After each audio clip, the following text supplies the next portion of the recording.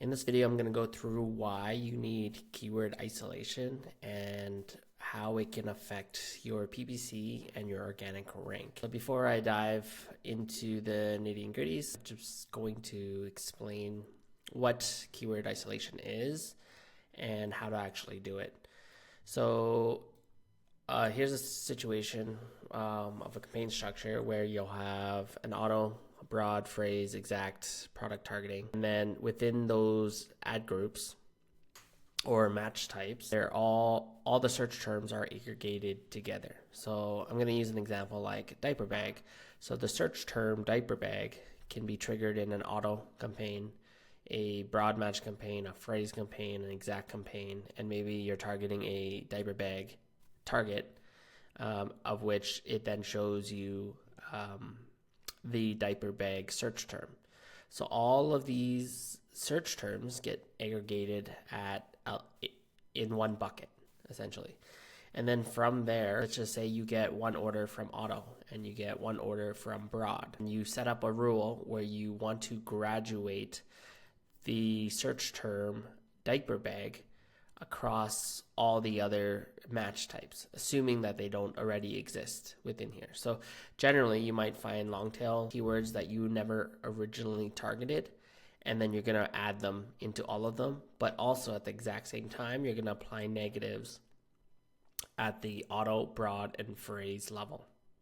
So what effectively happens is the search term diaper bag will only get triggered in this exact match campaign, and then the targets are created in the broad and phrase, which will then find more long tail versions of diaper bag, however not trigger specifically for the keyword or search term diaper bag.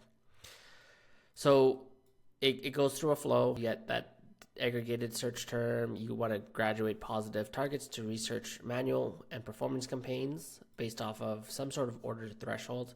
This is kind of how I do it. When I think about order thresholds, I think about, to me, that's a confidence level. So the more or higher the orders threshold, so for instance, 2 orders on a search term, that gives me enough confidence that I want to move that target or graduate that target into the other campaign types.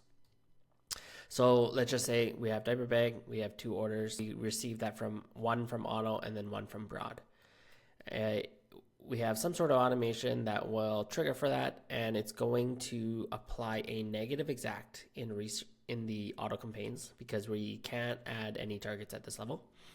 And then we're going to add that same diaper bag target in broad and phrase. And then we're going to add that exact diaper bag search term in the performance campaign. So you got exact, or if it's a product target, you would do it same thing on the product target side. And then we go ahead and we apply the negative exact match. You can also apply a negative phrase match as well. So that could work as well, but it's really up to you. I personally just use negative exact matches instead to kind of isolate the target. And then comes single target campaigns. So if you're running these are generally coming from an exact campaign that has performed well. So that just becomes another order threshold. So you want to graduate high performers, or let's just say you had a list of targets that you wanted, or search terms that you wanted to try to rank for. So to gain full control over that, you'll generally want to run a single keyword campaign. And then if you're going to do that, then it's a must to apply a negative exact match in the exact match type so that the search term diaper bag only triggers in the single keyword campaign. And ultimately what you have is you'll have a negative here. You'll find more long tails here, but also won't trigger for diaper bags. Here, it's going to try to trigger for diaper bags, but there's also a negative, so it's actually not going to do anything. They almost nix each other out. And then in the single keyword campaign, this is the only time where the data is going to be aggregated.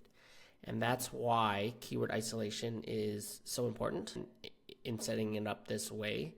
It's so you have ultimate control and full data segmentation in the exact campaign that you want. So why does this help pay-per-click performance? So we're going to go back and talk about the different match types. So let's just say this is how I was bidding for diaper bag in all these match types. So in auto, let's just say I had a close match that was bidding at 40 cents, and then I had a broad match for diaper bag that was bidding at 60 cents, and phrase 80 cents, and exact $1.20. And let's assume that I haven't run any negatives across any of these. So they all have the opportunity to trigger for the search term diaper bag. So what ultimately happens here? There's two problems. The first one is if you're using revenue per click bidding, which is you take your total revenue divided by clicks, multiply that by target ACOs. If these are all in different targets and you try to apply the revenue per click bidding model, you're not going to have all the data. So what that creates is a lag, and it will take a long time to find that right bid, because you could have had all the data in this exact match, and then this exact match could have then been optimized for diaper bag much quicker. Yeah, you might get some sales at 40 cents and 60 cents, and it might be more profitable. But for me, control is really the most important thing for me, because at the end of the day, I want full control over organic rank, which is the second problem here. But I'll dive into this one a bit deeper after I just kind of go through why this is a big issue for me. So because you can't find the right bid and it takes much longer, this causes overbidding because of the lack of data. Because this formula is applied at the target level, and these are all getting triggered at different levels. So it just makes it a lot more difficult, and I think in the long run, you may not actually benefit profit-wise for it. On the other hand, not all products can actually be profitable with PPC, and understanding this from the very get-go makes not performing keyword isolation, performing keyword isolation is then a must.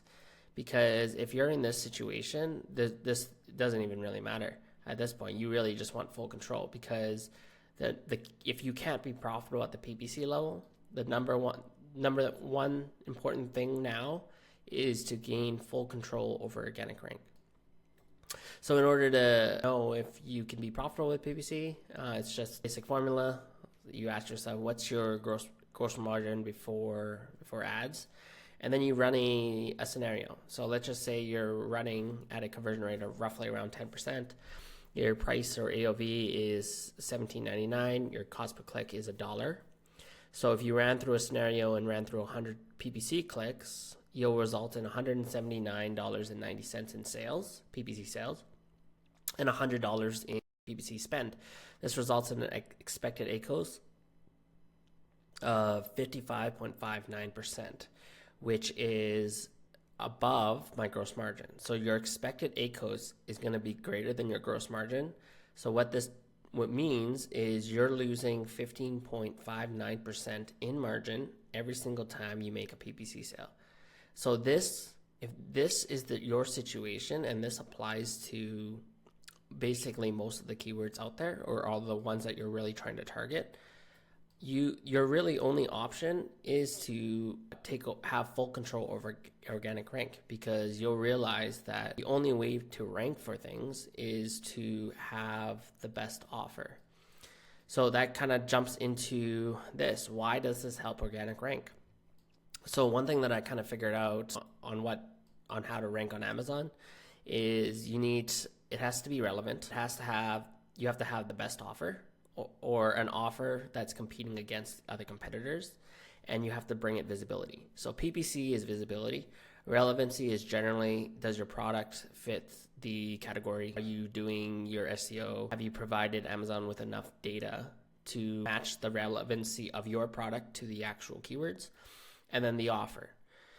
So this is kind of my thing. When you have targets in broad and phrase, and they have different bids, generally in your broad and phrase, you're probably bidding less than your exact match. The problem with that is you end up showing in different placements.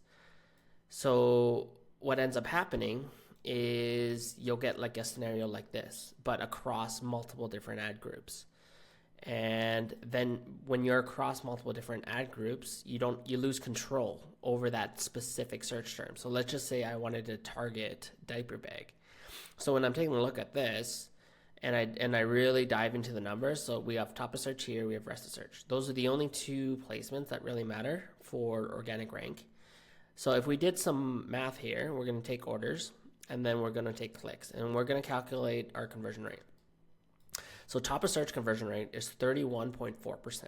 Rest of search conversion rate is 21.2%. Blended, these two blended together, ends up being 26.8%. So that's going to be a variance of 4.6%.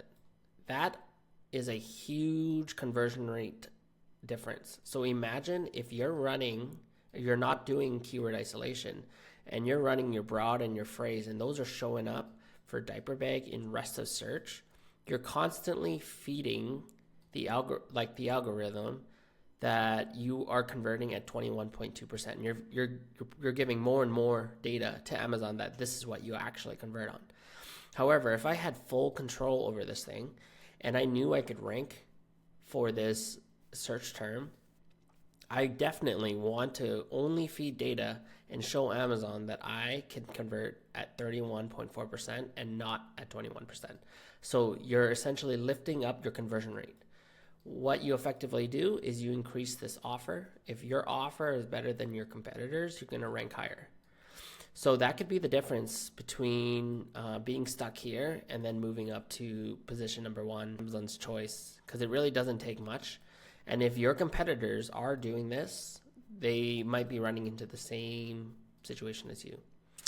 So this is why the profit that you could probably gain from running and not isolating here is not worth it to me to lose control on the organic rank side. If you can manage both of that, which I don't know how you can because they don't actually give you all the data points at this level by placement. You're really just kind of running blind and just hoping for the best. But if you set it up this way, you know with absolute certainty that when you target and try to rank for diaper bag right here, you know where your search term is showing up across what placement, and then you can apply bid adjustments accordingly to try to drive up your conversion rate so that you can drive up your ultimate rank.